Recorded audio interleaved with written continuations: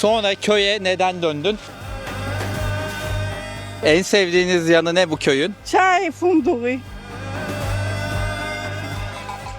Bak birbirlerine omuz atıyorlar ha. Doğu Karadeniz'in çayı diğerlerinden daha lezzetli diyorlar. Karadeniz'de hep kızdığım şey karşıya. Kadınlar mı daha çok çalışıyor, erkekler mi burada ya da eşit mi? O kadar lezzetli ki. Peki sadece fare için mi ayı mayı falan da çıkabilir mi buraya? Ayı var mı burada? Hoş geldiniz Çukurit Köy evine.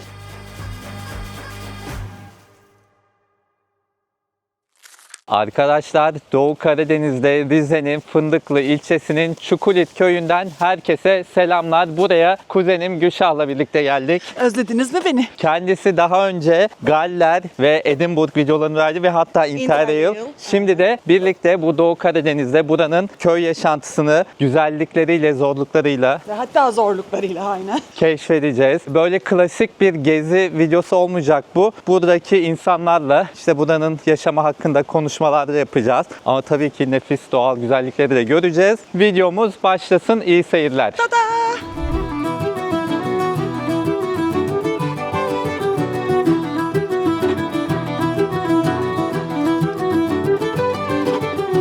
Bu arada biz güne bakkala giderek başladık. Böyle ekmek aldık ama bakkal yerinde yoktu. Ücretini bıraktık. 18 liraymış burada ekmek. 2 ekmek alıp 40 lira oraya kenara koyduk. Burada öyle oluyormuş. Ev sahibimiz Erman öyle yapın dedi. Neyse böyle şimdi çok güzel bir kahvaltı yapacağız. Doğa manzarasına nazır.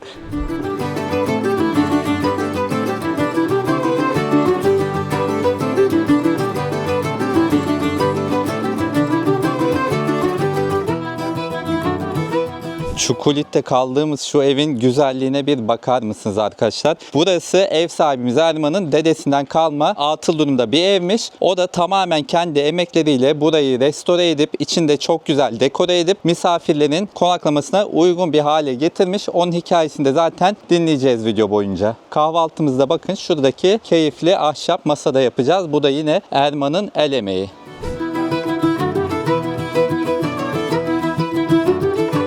Erman kahvaltımızı hazırlıyor şu an. Bir selam izleyicilere Erman. Merhabalar, selamlar. Ben o arada odanın içini göstereyim. Burası oturma odası. Yatak odalarını da sonra göstereceğim. Bir de manzaraya göz atalım. Bakar mısınız şuranın güzelliğine? Sağ taraftan deniz manzaramız da var. Şöyle uzaktan.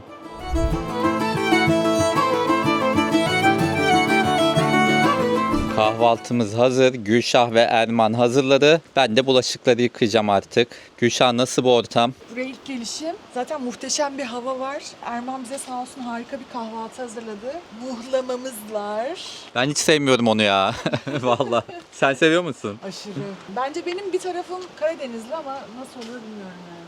Vallahi eline sağlık Erman. Afiyet olsun. Siz niye bu kadar çok seviyorsunuz mıhlamayı? Biz yağlı severiz genelde. Tereyağlı. Tereyağlı. Evet. Oh. Ama benim de Ya sucuklu burada yumurtam var. Zaten burada biz hayvancılık çok eski bir gelenek olduğu için zaten tereyağı bizde vazgeçilmez şey yani her yerde kullanırlar. Yani muhlama zaten yöresel bir yemek. Afiyet olsun bize.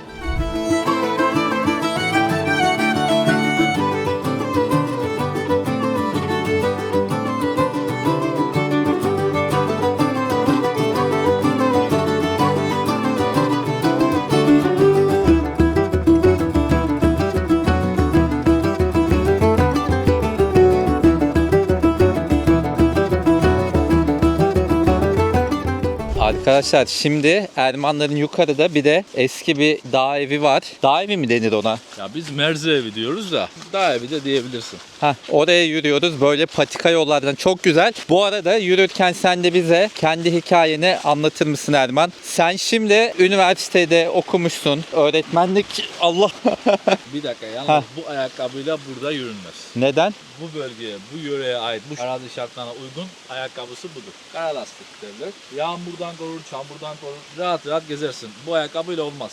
Neyse kaldığımız yerden devam edelim. Şimdi öğretmenlik okudun, ettin vesaire. Bir süre şehirde yaşadım dedin Fındıklı'da. Sonra köye neden döndün? Ya şöyle, şehir hayatı artık beni sıkmaya başlamıştı. Yani gerçekten keyif alamıyordum artık o hayat tarzından. Sürekli aynı şeyler. Yorucu, böyle sıkıcı bir hayat. Dedim köyde böyle güzel bir yerimiz var. Yani köyümüz zaten güzel. Atanamadım zaten. Öğretmen Aha. olduktan sonra atanamadım. Hayırlısı da olmuş belki işte buralara geri dönmüşsün. Yani sonra eski bir köy evimiz vardı. Baktım burada turizm de biraz gelişmeye başladı ama tabii ben farklı bir turizm düşünüyordum zaten kafamda. Böyle klasik bungalov evleri falan değil. Daha buranın köy yaşantısını yansıtan değil mi? Yani evet, daha böyle nasıl diyeyim, ekoturizm gibi bir şey. Buradaki yaşantıyı gösterip buradaki işte kültürü, yapıları daha bozmadan böyle daha doğal bir turizm olsun diye düşündüm. Ondan sonra geldim, burada eski bir köy evi vardı. Benim dedemin dededen kalma. Onu kendim... Dur, yoruldum ya.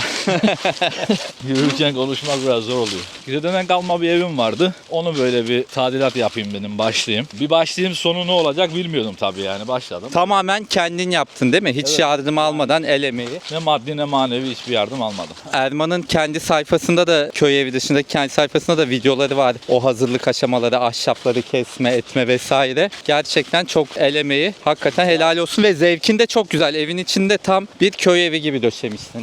Ya zaten çocukluğumdan beri burada, bu coğrafyada yaşadığım için, burada büyüdüğüm için biz doğal olarak şehir hayatına uyum sağlayamıyoruz. Yani örnek veriyorum. Özümüz bu diyorsun. Evet, 10 gün kalsak orada sıkılıyoruz. Artık buraya özlüyoruz. O bir özlem oluyor. Hemen bir gideyim, bir köyüme döneyim. Yani ne kadar burada şartlar zor olsa da burası özleniyor yani bizim için. Çünkü biz buradaki bu koşullarda büyümüşüz. Bize farklı yani. Belki siz hissedemeyebilirsiniz ama Hissetmez olur muyuz yani? Biz buralarda büyümedik ama buradaki doğallığı değil mi Gülşah? Yani hissediyoruz. Gülşah bak sen uyum sağladın bile. Sadece yani bu kadar dik olabileceğini yürüdüğümüz yerleri hiç tahmin etmemiştim. Biraz önce böyle bayağı geniş bir dereden atlamak zorunda kaldık. İkisi de keçi gibi atladı, ben arkada kaldım. Ya arkadaş hiç düşen olmuyor mu ya orada burada? oluyor yani. Sizin gibiler düşüyor da. Ben düşmüyorum. Öğretmenlik Allah. Ben bu arada Yunan adalarından da alışkın olduğum için dağ, tepe, her yere bakın burada da dere geçiyoruz. Erman kara lastiğiyle geçiyor. Şuradan içeri girmediği sürece basıp rahatça geçebiliriz. Ama bot olması daha iyi olurdu. Plastik, lastik bot. O da olurdu ama. Ben böyle öderken Gel. düşüyormuşum.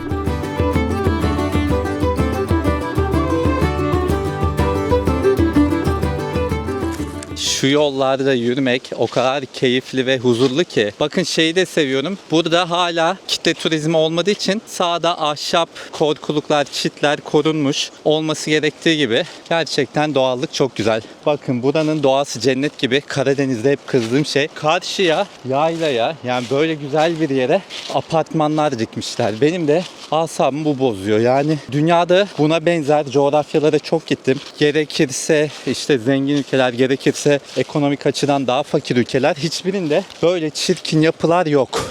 Halbuki bu Doğu Karadeniz'in dededen kalma mimarisi o kadar güzel ki, o ahşap konaklar vesaire, ama onları yıkıp yerlerine böyle dışına sıva bile yapmadıkları 4-5 katlı şehirde bile çirkin duran apartmanlardan dikiyorlar ve anlamıyorum. O yüzden Erman'ı takdir ediyorum. Yani atıl durumdaki evi yıkıp yerine böyle kocaman apartman yapmak yerine evi kendi emeğiyle ve tamamen kendi maddi gücüyle yenilemeye çalışmış ve çok güzel bir köy evi deneyimi yaşatıyor burada.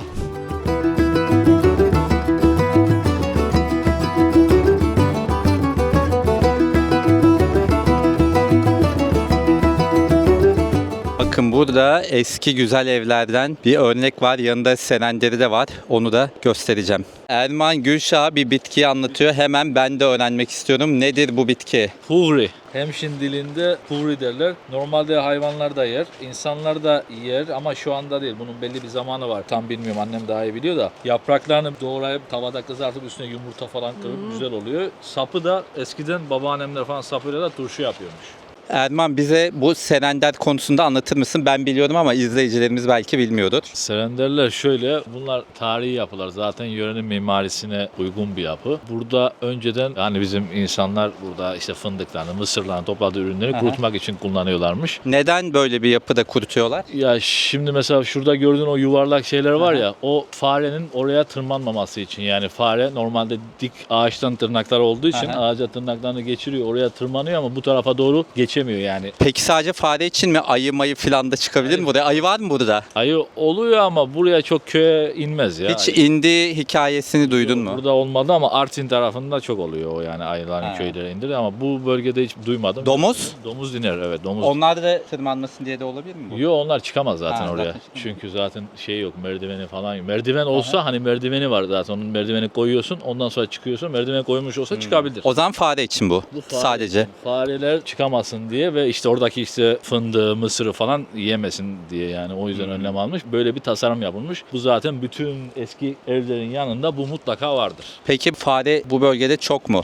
Fare çok yani ama o bildiğiniz büyük o şehirde gördüğünüz farelerden değil daha çok Fındık faresi. küçük farelerden var. Fındık faresi dediğimiz bizim. O zaman bu bölgelerde doğadayız sonuçta arkadaşlar. Böcektir, faredir bunlar çok normal değil mi? Buralara gelen insanlar ya da yaşayan. Ayı da oluyor ama insanların böyle çok insanların bulunduğu alana gelmiyor. Yaşam alanlarına gelmiyor ayı. yukarılarda. Mesela yukarıda bir yerde mesela balı çok seviyor ayı. Aha. Bal olur, petek olur. Ona mesela gelir balı yer gider. Aslında karşılaşsak çok da güzel olmaz mı?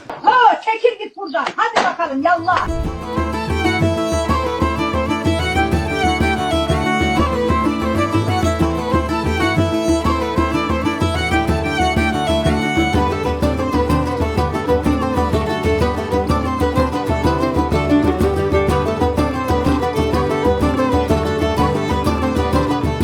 Gülşah için zorlu bir geçiş noktası. Bakalım becerebilecek mi?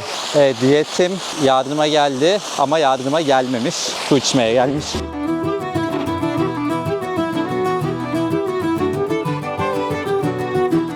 Patika yollarda yürümek o kadar keyifli ki size anlatamam. Neyse sizden bir ricam var. Daha videonun başındayken söyleyeyim. Arkadaşlar videomu bu noktaya kadar izlediyseniz ve gerçekten beğendiyseniz bu videoyu şu anda bir durdurup 2 dakikalığına hemen telefonunuza Orçun Dalatslan diye aratıp kanalımı bulup abone olursanız çok mutlu olurum. Hazır telefon elinizdeyken bir de video altına yorum yapmanız beni gerçekten çok mutlu eder. Desteğiniz için teşekkür ederim. Yolun genişlediği şu anlarda yine sana sorularıma devam edeyim Erman. Şimdi biz bu dağ evine keçiler için gidiyoruz. Sen sadece evi yenilemedin. Buradaki hayvancılık kültürünü de devam ettiriyorsun. Çay kültürünü de. Bunları da anlatır mısın? Şöyle sonuçta bu atalarımızdan gelen bir şey. Hayvancılıkla yaşanmışlar. Burada hayvancılıkla büyümüşler. Ben de bu kültürü kaybetmek istemedim. Madem köyde yaşıyorum, köy hayatı olsun. Çok güzel bebek yavru keçileri de var. Onlara da oğlak mı diyoruz? Oğlak deniyor. Evet, küçükken oğlak oluyor. Peki böyle genç nesil neden bu hayvancılığı yapmak istemiyor? Bence insanlar haklarında kötü konuşmasın diye. Yani ne bileyim. Canım bu kötü konuşulacak bir şey değil. Tam tersine iyi konuşulacak bir şey. Ne güzel hayvancılığı devam ettiriyor. Mesela ben bu işe ilk başladığımda yine eleştiriyorlar. Ya Ne bu- diye eleştiriyorlar? Ya bu işi ne yapıyorsun? Yani o işi yapıp ne olacak? Ne kazanacaksın? Yani sürekli maddi olarak baktıkları için bir işe. Bak Maddi bence asıl şey hem zorluğu hem de maddi olarak çünkü artık toplumda kısa yoldan hızlıca zengin olmak, mevcut evini yıkıp yerine bilmem kaç katlı ev yapıp hızla zengin olmak bunlardan dolayı oluyor. Hani yaptığın şeyi aman ah o kötü köylü işi demek yerine bence asıl sebep bunlar gibi. Yani işte ne bileyim üstüne başına bak üstünde işte böyle eski elbiseler falan. Ne güzel tam Yani geleneksel. sonuçta köyde yaşıyorsan böyle yaşamalısın. Şehire gittiğimiz zaten ben böyle yaşamıyorum ki yani. Her ortamın bence bir giyim şekli var, bir kıyafeti var. Sana sorum var. Sen yok. Tamam dinlendikten sonra sana da soracağım. Yorucu mu? Evet, Ama keyifli mi? çok ama. Ay.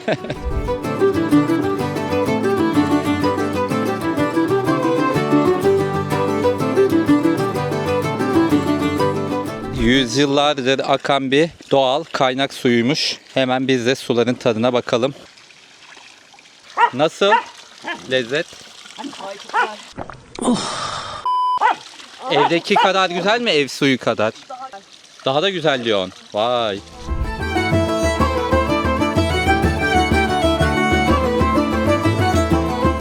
Şimdi keçileri yürüyüşe götürüyoruz ama bunlar gitmiyor. Gidin. Ana kavga ediyorlar. Bunlar kavga ediyor Erman. Bak birbirlerine omuz atıyorlar ha. Teke oldukları için ikisi de ondan kavga ediyorlarmış. Erkek erkeğe oluyormuş sadece. Peki onlar ne bölüşemiyor, paylaşamıyor da kavga ediyor iki erkek, iki teke? Böyle bazen kendi kendilerine Dişilerini etkilemeye çalışıyor da olabilirler. dişi yüzünden de kavga ediyorlar.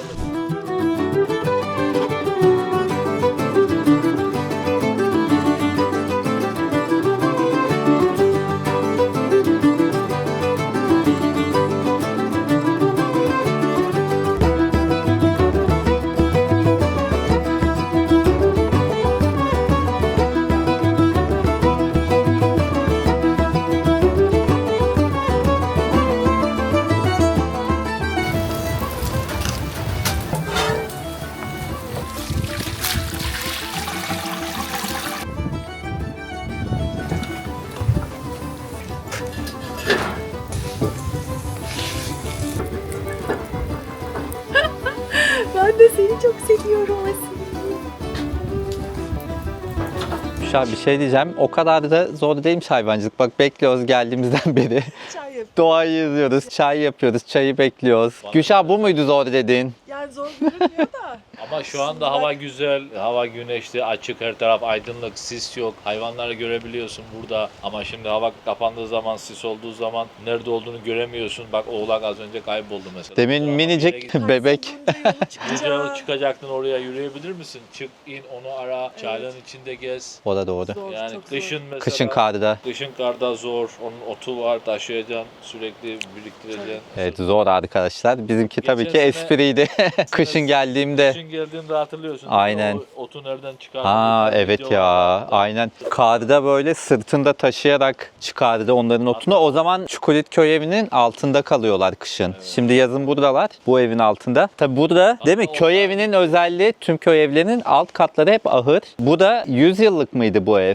Yani 100 yıla yakınsın. Hemen 100 yıllık bakar mısınız? Çok güzel. Baban galiba değil mi? Çocukluğu burada geçmiş. Bakın şurada pencerenin güzelliği.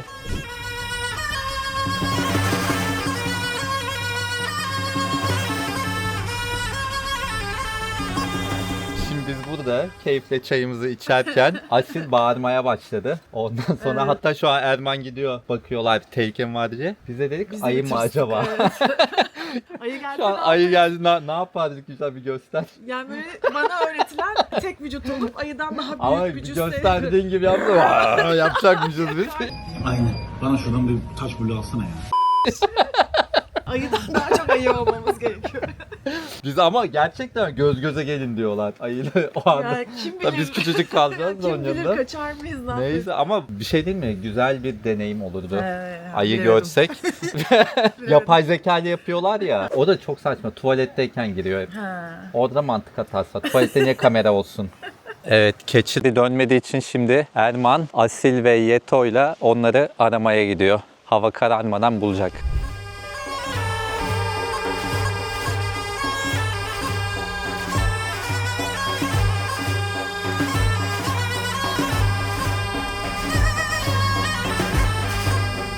Eve döndük. Gülşah sağ olsun bize nefis yemekler hazırladı. Neler hazırladın Gülşah? Pratik hızlı şeyler aslında. Olsun. Makarna tabii. Fırında kanat. Fırında patates. Bunun ve sosu ne? Çok güzel bir sos yapmışsın. Gizli sos. Evde böyle çok keyifli değil mi köye? Evet. Evinde yemek şey, yapmak yemek- da çok zevkliydi. Gülşah sabah diyor ki bütün gün yemek de yapabilirim, bulaşık da yıkayabilirim.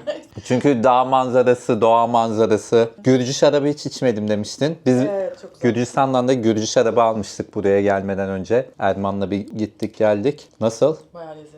Çok iyi değil mi? Gürcüler ilk şarap üreticileriymiş dünyadaki. Ben de bir bakayım bunun Bilmiyorum. tadına. Bu da güzel, gerçekten güzel. Güzel çıktı. Arkadaşlar ellerine sağlık. Afiyet olsun. Ambiyansı, ortam çok güzel. Mutluluk, huzur. Bu değil mi? Aynen. Öyle inşallah sizlere de kısmet olur arkadaşlar. Bu güzel köy evine gelip bu doğal yaşamı, Bu atmosferi. bu atmosferi diyelim. Şu anda bu atmosferi tatmak.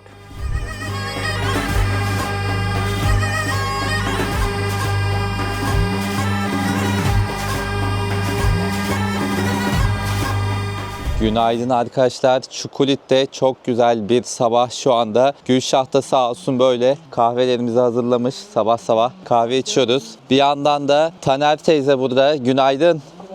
Erman'ın annesi bize yine çok güzel bilgiler verdi bu da ile ilgili. Şöyle çocuklar da burada Asil ve Yetim gayet güzel bir Karadeniz sabahı.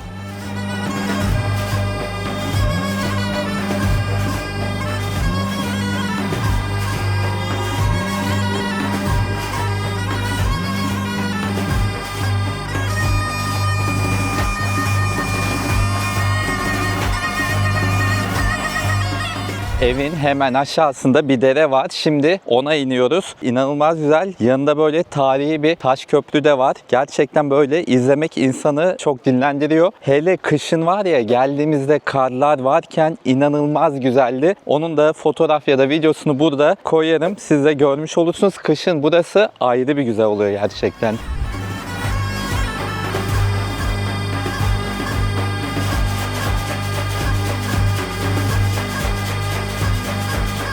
Arkadaşlar var ya, gerçekten ülkemiz cennet gibi. Yani şuraların güzelliğine bir bakar mısınız? Ama kıymet bilmiyoruz.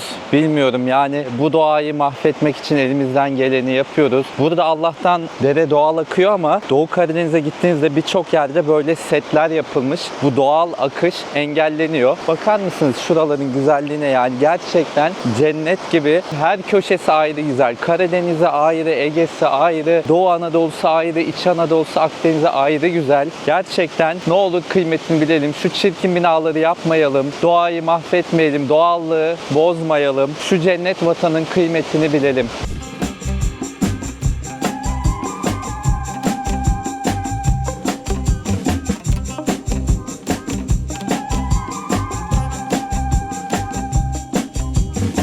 Yolda yürürken şimdi yaşlı bir amcayla karşılaştık. Buranın en yaşlarından biriymiş. Erman'a dedi ki muhtar adayı olman lazım. Biz de Gülşah'la desteklerimizi Sonuna sunduk. kadar Aynen. destekleyeceğiz. Bak, buraya senin gibi buraların kıymetini bilen bir muhtar lazım. Gerçekten. Olacak mısın aday? Düşüneceğim. Eğer çok yoğun böyle ilgi olursa olur. Biz seçim kampanyana desteğiz. Önce burayla başlayıp belki daha sonra Fındıklı Belediye Başkanı, sonra Rize Belediye Başkanı da olabilirsin. Değil mi? Bence kesinlikle Yani lazım. buraların kıymetini bilen bir adamın, buralara sahip çıkan bir adamın olması lazım zaten başında. Ki senin kadar böyle sahip çıkan çok az. Çünkü herkes kendi anlık kısa maddi çıkarının peşinde gibi. Ama sen buraları seviyorsun. Ya zaten genel olarak böyle insanlar yönetime çok girmediği için burası da böyle oluyor. Tüm Aynen. Türkiye ve bizim yöremiz de böyle oluyor yani. Maalesef. Bence kendini geliştirmiş insanlar yönetmesi lazım yani. Ama onlar kenara Ve çekiliyor. böyle kıymet de bilen, yani doğanın bu güzelliklerin kıymetini bilmek çok önemli. Hani kimisi eğitim alıyor. Eğitim almasına rağmen yine kıymet bilmiyor. Yine o bir çıkarcılık oluyor.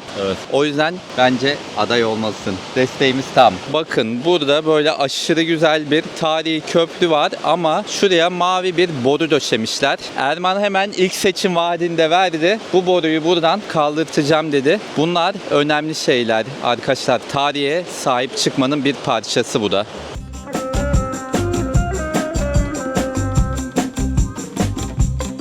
Bir bu tarihi köprünün estetiğine bakın. Muhtemelen birkaç yüzyıllık. Bir de şurada yeni yapılan köprüye bakın arkadaşlar. Buraya böyle yapılmaz. Bir estetik denen bir şey var. Dünyada benzer coğrafyalarda yapılmış köprülerin estetiğini örnek alabiliriz.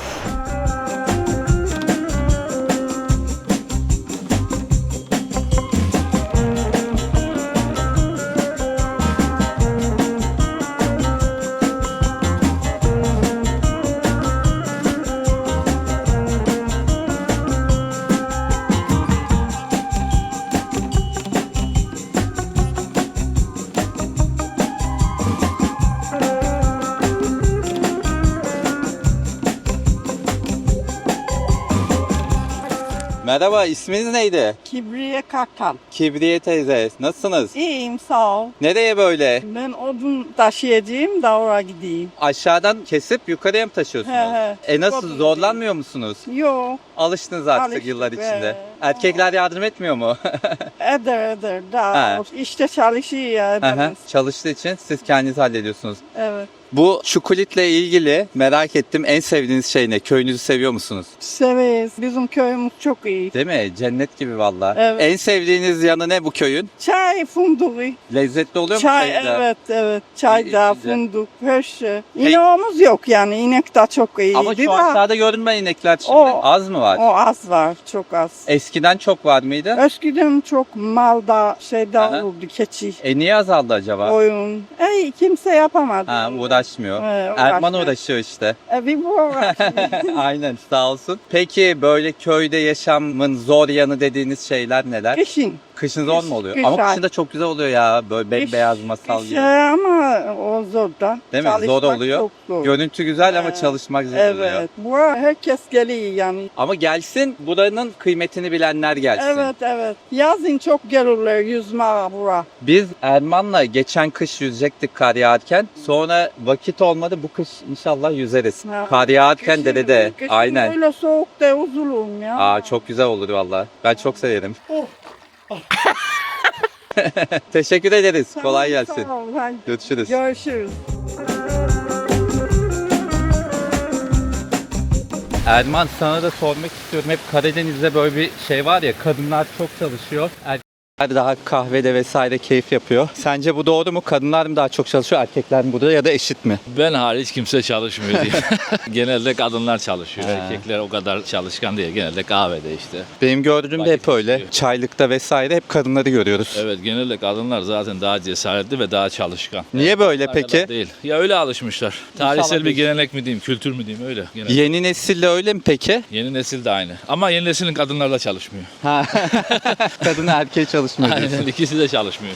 Neyse, inşallah bu köy kültürü, doğada yaşam kültürü tekrardan hak ettiği değeri görür diyelim. Yani böyle yöresel artık yemekleri yapacak, işte yöresel kültürü yansıtacak kadın da kalmadı. Erkek de kalmadı gibi yani. Annemlerin nesli son nesil diyebiliriz. Ondan sonra yetişmiyor yani. Üzücü ya. Ben çok seviyorum bu gelenek, görenek vesaire, bunların korunmasını. Çünkü insanlar modernleşti. İşte kimse hayvancılık yapmıyor. Onu zor bir iş olarak görüyor. Daha kötüsü de ne biliyor musun? Böyle muhafazakar görünüp, aslında muhafazakarlık bu. Muhafazakar görünüp muhafazakar olmamak. Çünkü muhafaza etmektir. Muhafazakar olmak, eski gelenekleri, görenekleri. Yani muhafazakar olmayı sadece inançla bağdaştırıyorlar ama bence de öyle değil. Bütün Aynen. komplo, kültür, Olmalı. gelenek hepsini devam ettirmen gerekir. Odur bence de. Aynı fikirdeyim. Bakın şu an köy merkezindeyiz. Yukarıda çok güzel bir ahşap dolma taş ev var ve aşağıya böyle apartmanlar dikmişler. Yapmayın arkadaşlar, ve bahane hep şey oluyor, aman yetmiyordu, aman vesaire, ama buradaki evleri büyük çoğunluk sadece yaz aylarında kullanıyor. Ama ona rağmen yok çocuğuma da bir daire, yok ona da bir daire. Yani bu köyde böyle ev olmaz. Bunlar apartman, şehirde bile olmaması gereken çok çirkin yapılar bunlar. Yapmayın arkadaşlar, sahip çıkın. Bakın şu arkada da yine çirkin binaların arasında ne kadar güzel bir ahşap ev var. Hayır, yani illa da yapacaksanız 3 katlı bina estetik bir şekilde yapın. Şimdi eski konak örnekleri de var böyle alttaki ahırıyla birlikte 3 kat olan. Mesela onlar çok güzel görünüyor. Böyle bu kadar çirkin yapabilmek gerçekten büyük bir başarı yani. İstesen bu kadar çirkin binalar Doğu Karadeniz'e dikemezsin. Sadece Çukurut için değil bu sözlerim, bütün Doğu Karadeniz maalesef böyle arkadaşlar. Yani çok seviyorum burayı ama gezerken o binaları gördükçe sinirlerim bozuluyor.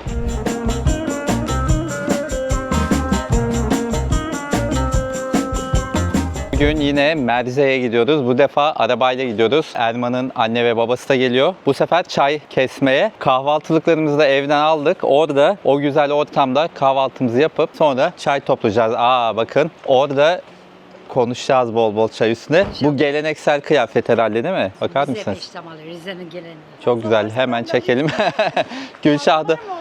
Ben de takıp toplasam. Sen başörtüsü niye şey yapmadın Erman? Yukarıda başörtüleri Benim var. niye başörtüm yok? Evet. Vardı orada. Şey giyersin. Peştemal var, peştemalı vereyim. Bu arada şu bilgiyi de vereyim. Merze diyoruz ya, o aslında bildiğiniz mezra ama buralarda mezre deniyor. Köyün üstü, yaylanın da altındaki yerlere merze ya da mezra deniyor.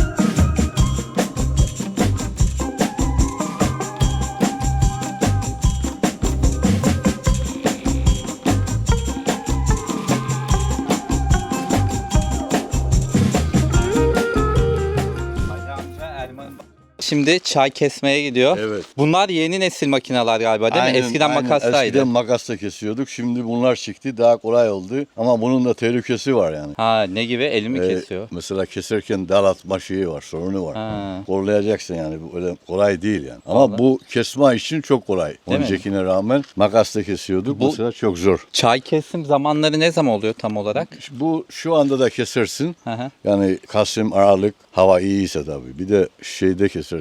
Mart'ta falan. Ha, Yaz- Mart'ta da oluyor. Oluyor. Mart'ta da kesebilirsin. Kışın karların altında çaylar büyüyor mu ki Mart'ta Yok. kesecek? Bunlar şimdi kestiğin zaman da bu zamanı geldi Mayıs'ta sürgün verecek. Budamak gibi o. Budama yapıyoruz. Ha, tamam. Yani. Budama, çay budaması yapıyoruz. Bir de sürgün veriyor Mayıs'ta. O zaman rüstünü Ha, topluyoruz. bu çay. kesmeler şimdi hep budama amaçlı yani Evet. şu an. Peki evet. Tazeleme yani. çayı, Gençleştirme, çayı gençleştirme Ha, oluyor. çayı yazın mı topluyorsunuz? Evet. Bu şimdi kestiğim çayın sürgünü yazın için Mayıs'ta başlayacak. Haziran gibi toplamaya başlıyoruz. Bu kadar geldim gittim Doğu Karadeniz'e bilmiyordum mesela çayın ne zaman toplandığını. Çiçeği varmış mesela çiçeğini de ilk defa gördüm. tohum. Beyaz beyaz. Evet, tohum veriyor. Onu toprağa gömüyorsun. Oradan fide çıkıyor. İşte bu çay haline geliyor. Şey soracağım, bu doğru bir bilgi mi? Doğu Karadeniz'in çayı diğerlerinden daha lezzetli diyorlar dünyadaki. Evet, çünkü kar suyu evet, düşüyor üzerine diye. kar yağdığı için organik gibi. Dünyanın çay. diğer bölgelerinde Böyle hep böyle tropik yerlerde de bir tek burada kar Aynen, varmış. aynen. Buraya zaten analize geldi İngilizler. Organik deyince dedi ki yani burada dedi kar yağıyor mu üzerine? Yağıyor dedi ki bu çay organik dedi. Ne gübre verirsen ver aynen organiktir dedi. Ne güzel işte. Çok sağlıklı çayımız. Evet. En güzel çayları ben zaten Doğu Karadeniz'e geldiğimde içiyorum. Aynen öyle. Teşekkür ederiz Bir şey bilgiler değil. için. Sağ olun.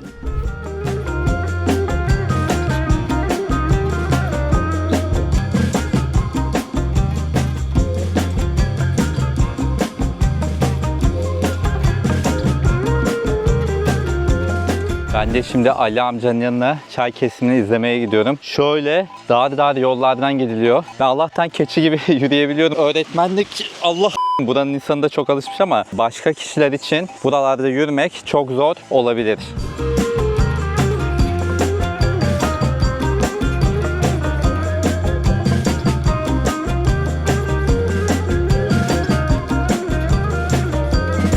Otların üstüne basa basa iniyorum. İçinden inşallah bir şeyler çıkmaz böyle. İnsan tırsmıyor da değil.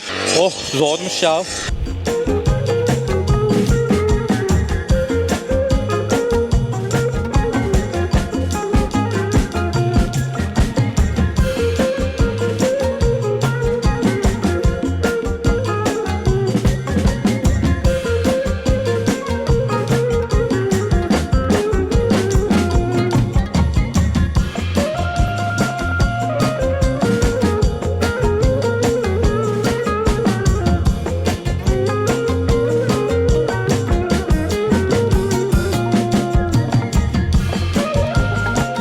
Şimdi Taner teyze ellerine sağlık bize silahtar, çilahtar, çilahtar yaptı. Bizim geleneğimiz bu. Evet buranın geleneksel şeymiş. Çocukken filan da diyordun. Çocukken evet acıktık mı annem dedi ki size bir trakta yapayım da çayırın için derdi. Vallahi demin tadına baktım şimdi yine yiyeceğim. O kadar lezzetli ki pişi gibi değil mi? Sen de benzetme ama maya mı yok demiştin. Mayasız. Vallahi Un, tuz, su. Güzel değil o mi? kadar lezzetli ki. Ama çocukluğumuzda çok yedik bunu ama tereyağlı daha güzel oluyor lezzetli. Tereyağlı mı? Ama böyle Ama çok bu güzel. zeytinyağlı yaptım tereyağlı da oluyor. Vallahi ben böyle de beğendim. Tereyağlısını düşünemiyorum. Organik her Doğal şey ha. organik doğal. Afiyet olsun yok. Ellerine sağlık Afiyet vallahi. olsun. Çok keyifli değil mi böyle bir ortamda doğal bir şeydi. Sen burada gibi hissetmeye başladın mı? Gülşah da işlere yardımcı oldu. Artık bundan. Değil mi? Biz vallahi buranın yaşamını benimsedik. Ellerine sağlık tekrardan. Afiyet Teşekkür ederiz. olsun. Yemeğe başlayalım bari.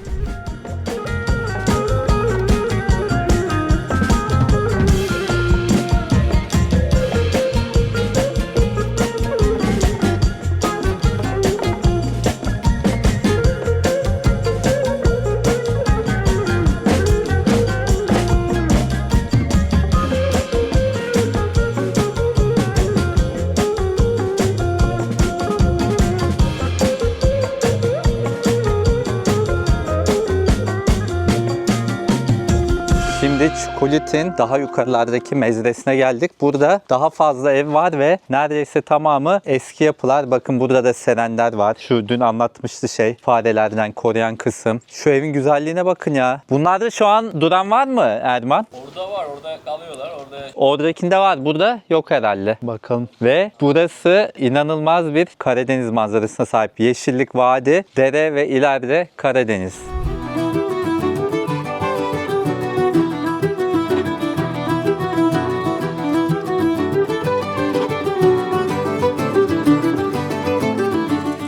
Köy evlerinde böyle tuvalet dışarıda oluyor biliyorsunuz ama onu bile ne güzel estetik ahşap yapmışlar. İçi temizdir inşallah. Böyle buradan yapıp aşağıda galiba tavuklara gidiyor değil mi? Eski tuvalet böyle oluyor Evet. zaten. Burası da hamam yani duş aldıkları yer. Zaten orada gideri var. Orada kendi yıkıyorlar, tutuyorlar üstlerine. Öyle gidiyor.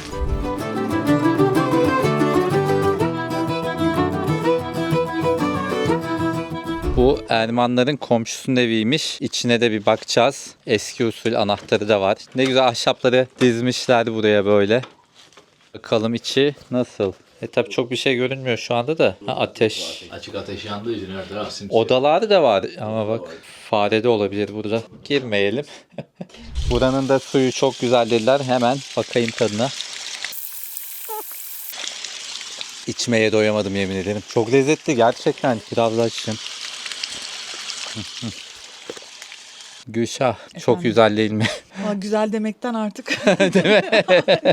Peki burada yaşar mıydın? Mesela şöyle diyeyim. Hayatının aşkı geldi sana. Dedi ki aşkım biz bundan sonra köyde yaşayalım. Şehre neredeyse hiç inmeyelim. Yaşamımız böyle geçsin. Çoluk çocuğumuz da olsun. Ömrümüzün geri kalanı burada geçsin. Yani bunun için biraz daha düşünmem gerekiyor bence ya. Ya da şu an değil herhalde. Şöyle dedi. Arada ayda 1-2 defa şehre de ineriz dedi. Olabilir. Biraz daha pazarlık yapmamız gerekebilir. Ama bunun tabii için. sen içini istediğin gibi dekore edeceksin vesaire. O Bahçeni ayrı. düzenleyeceksin. Ya bu arada hani insanın yaşamını uzatır buralar Değil mi? net. Kesinlikle. Yavaş yaşam. Muhteşem kaliteli bir yaşam, muhteşem sağlıklı bir yaşam. Fakat işte maalesef biz böyle mikrop gibi kanımıza bir şehrin bir şeyini aldık. Alışmışız. Her ne kadar hepimiz kaçmayı istesek, dilesek, ona öykünsek de gerçekle karşı karşıya kaldığın zaman o kadar kolay olmadığını Değil mi? görebiliyorum. Mesela yani. bu köylerde yaşayanlar da hep şehre kaçmak istiyor. Ama şehre kaçınca da bu sefer yaşayanlar buraya da- dönüyorlar Evet, ama burada tekrardan. bir şey söyleyeceğim. Gidip yerleşen, oralarda Evet. hayat kuran arkadaşlarım, tanıdıklarım da var ve müthiş takdir ediyorum kendilerini. Bence bak biz de denemedik ya, şu an bize zormuş gibi geliyor. Bir süre yaşadıktan sonra zaten Evet. kolaylaşıp daha da tadını çıkar hale gelebiliriz. O zorlukları da kabul edip. Şu an hani dışarıdan biz gelip 2 gün 3 gün gidince daha zor gibi geliyor. Ya hayır, hem bir tatlı yandan ama çok bir yandan da tatlı, evet, yaşamak zor evet. olurmuş gibi geliyor. Ama muhtemelen alışırsın. Hani buradaki börtü böcek, işte fiziki işler.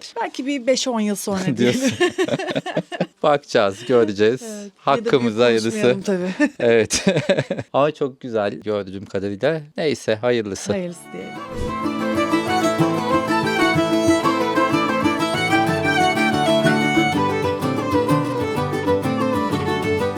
Biz şimdi buralardan geçerken bu evin sahibi Yakup abi çay demleyeyim gelin çay içelim demişti. Böyle acayip güzel bir manzarası da var bakın. Şimdi onun evinde çay içmeye geldik. Evlerin içi de böyle. Yakup abi ne hazırlıyorsun? Fasulye kışlık. O 2 odası var evin, manzaralar ama çok güzel ya. Şurada mutfağı da var. Burada sadece yazları mı kalıyorsun? Yazlar. Ama çok güzel olur. Kar yağarken buraya yol olsa.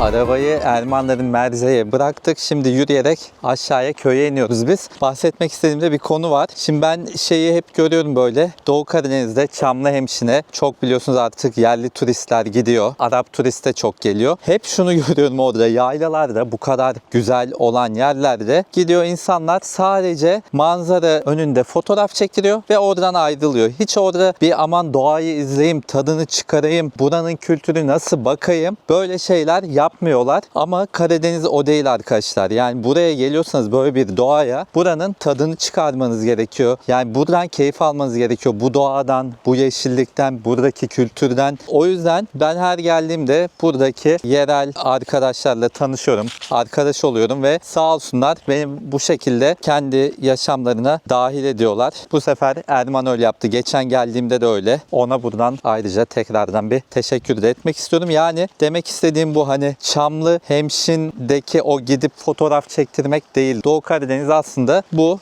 Burada işte gidip bir evde çaya misafir olmak, bu yaylaları görmek, buralarda yürüyüş yapmak, telefon çekmiyor saatlerce, o kadar güzel bir şey ki bu. Bunun tadını çıkarmak, telefon çekmeyen ortamların. Neyse, bunları söylemek istedim. Aşağıya indik. Bakın burada aşırı güzel bir ahşap ev ve hemen yanında yapılan şu çirkinliğe bakın. Yani bu kadar çirkinliği yapmak gerçekten beceri gerektiriyor bence. Yani böyle bir yerde böyle bir bina yapabilmek büyük başarı. Bakın bu çirkin binanın yanında yine çok güzel eski dolma taş bir ev.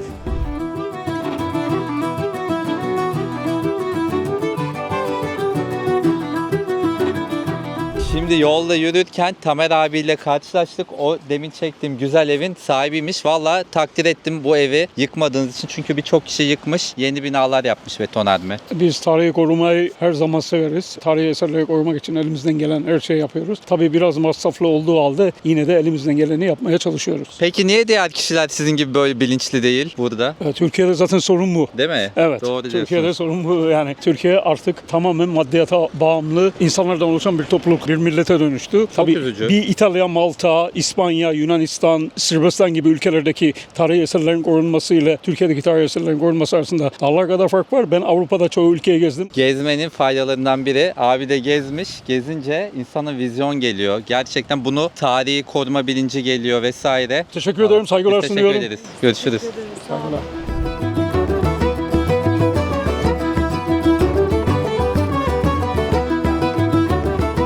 Bakın mesela şurada tam karşıda ortadaki ne işi var böyle bir mimarinin burada? Şehirde bile olmaması lazım.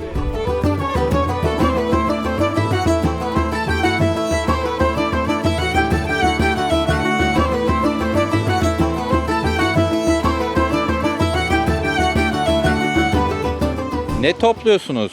Bunlar kivi. Kivi mi? Evet. Burada kivi de mi yetişiyor? Kivi de oluyor yani. Yetişmeyen şey yok gerçekten.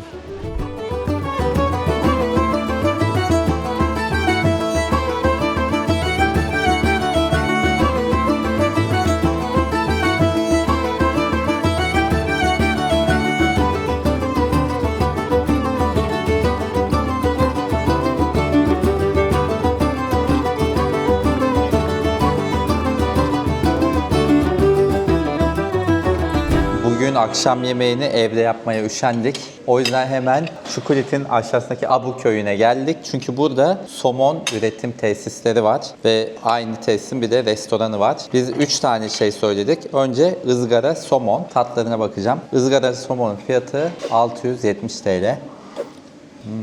Ben beğendim. Şimdi bu da saç tava somonlu. Bütün ürünler somonla yapılıyor. Hatta İskender falan da var değil mi? Sen yedin mi daha önce hiç? İskender'i yedim ama çok beğenmedim ben. En beğendiklerim bunlardı. Bu bayağı iyiymiş bu arada. Biz yemeden önce Gülşah bir de çorba söylemişti. O da balık çorbası somonlu. Bayağı iyiydi. Çok iyi. Bu da 690 TL saç ve kremalı. Bu da 790 TL. Kremalı da güzel ama bence ızgara daha iyi. Ve bir de tulum peynirli salatamız var. Onun fiyatı da 325 TL. Türkiye'deki fiyatlarla ilgili yorumu diğer videolardan biliyorsunuz. Ben ülkemizdeki fiyatları yine de çok yüksek buluyorum gelinimize oranla. Ama lezzetler çok iyi.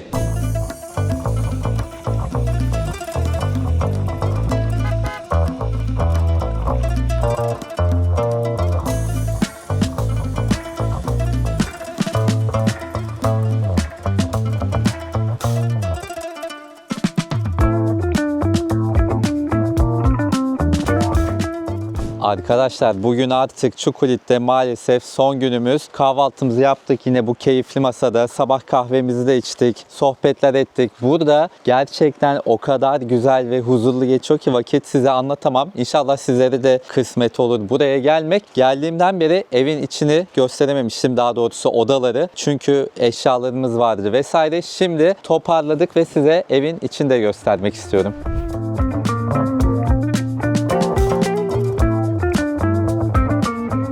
Hoş geldiniz Çukurit Köy Evi'ne. Burası muhteşem köy mutfağımız. Evin her detayında Erman'ın emeği var. El emeği, işçiliği var. Burası müthiş huzurlu ve müthiş manzaralı oturma alanımız. Gördüğünüz gibi karşıda sizi çay tarlaları karşılıyor. Ve tabii şu şömineyi göstermezsek olmaz burada. Bunu yakması bu arada müthiş kolay bir şeymiş. Ama çok zorlanırsanız eminim Erman da yardımcı olur size. Şöyle içerilere doğru gidersek kapılarda şu yazılar dikkatimizi çekiyor hemen. Pun hem Şince'de yuva demek Pun. 2 odada da Pun yazısını görüyorsunuz. İçeri bir giriyorsunuz. Aman Allah'ım, o da ne? Bir salıncak. Şöyle oturup perdenizi açıp şu manzaraya karşı Allah diye ben çöküyormuştum. şöyle manzaranıza karşı sallanabilirsiniz. Yani değişik bir deneyim bu. Köy evinin dekorasyonuyla uyumlu şekilde çarşaflarınız mis gibi. Şöyle ince detaylar, yine Erman'ın ince işçiliği, burada yöresel bir takım detaylar dikkatimizi çekiyor. Bu tahtaları falan hep kendisi bu arada kesmiş, yapmış. Yani bazı ayrıntılar var özellikle mutfakta falan, inanılmaz yani. Şimdi bu evde dikkatimizi çeken bir diğer unsur, Erman burayı yenilerken tabii ki orijinaline sadık kalmış ama yaşanabilir bir forma getirmiş. Özellikle yere baktığımızda bu ahşap zemin tamamıyla evin orijinalinde var. Zannediyorum kapılar da aynı şekilde ve pencereler de aynı şekilde. Ve şu detaylar, ben küçükken babaannemlerin çok eski bir evi vardı. Onlarda da böyleydi bu düğmeler. Son derece huzurlu bir şekilde akşam şöminenizi yakıp burada vakit geçirebilirsiniz. Manzaranızı izleyebilirsiniz, kitabınızı okuyabilirsiniz. İkinci bir oda burada, yine Pun, yuva. Şöyle baktığınızda burası bir tık daha küçük. Buranın da manzarası karşıya doğru bakıyor. Karşıya doğru neyse onu da.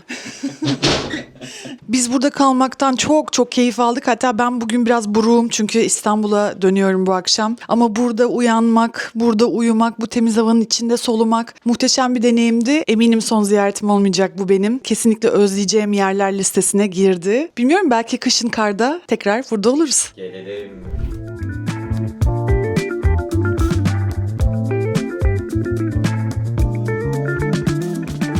Gider ayak size bir şeyi daha göstermek istiyorum arkadaşlar. Bakın, bu Doğu Karadeniz'de mandalina da yetişiyor ve böyle minicik.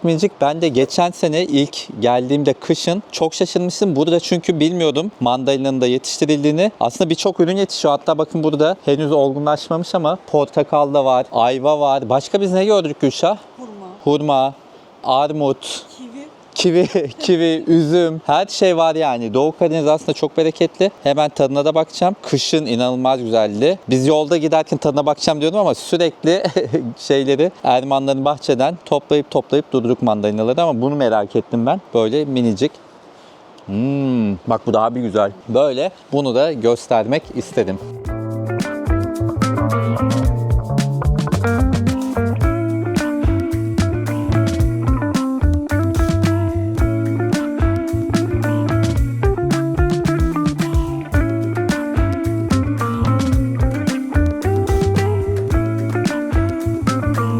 Havaalanına giderken hemen Çukulit'in aşağısında bir de Abu Köyü var. Oraya da uğrayalım dedik ve burayla ilgili size ilginç bir şey göstereceğim. Bakın, burası bir köy. Çukulit'ten 3-5 dakikada geliniyor. Burada böyle bir 3. nesil kahvecisi var. Çok da güzel bir mekan ve köyün bir de hemen tam karşısında barı da var. Yani Anadolu'da çok nadir bulunan bir şey. Barı olan bir köy. Böyle burada da bar var. Kahve mi içelim, biram derken Gülşah burayı seçmiş bile. Hemen bara bakalım, içine de. Bakın, burada da Asil'in küçük bir versiyonu var. İçi de böyle barımızın. Kahvecinin de hemen içine bakalım. Buranın ismi de Noah. Böyle. Selam, nasılsın? Hoş bulduk. Bakın.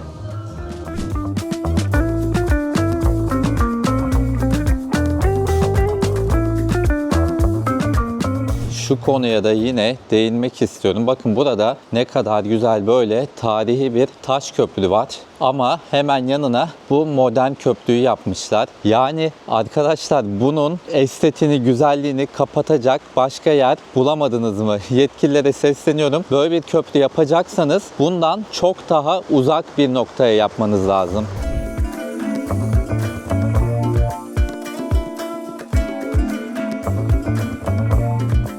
Köprünün üstüne de çıkayım dedim ve çıkarken bir şey daha göstermek istiyorum. Bakın, arkada köydeki binaların çirkinliğine. Sadece bu köyde değil, bütün Doğu Karadeniz böyle arkadaşlar. Bunlara artık devlet yöneticilerinin bir kısıtlama getirmesi gerekiyor. Buradaki mimari için bir kod belirlemeleri gerekiyor ve insanların binalarını ona göre yapmaları gerekiyor. Betonarme bile olacak olsa kat sınırı, mimari işte pencere genişliği bilmem ne, böyle sınırlamalar getirmeleri gerekiyor. Lütfen artık yapın şunu. Ne olur yani, şu güzel cennet gibi ülkemizin kıymetini bilelim.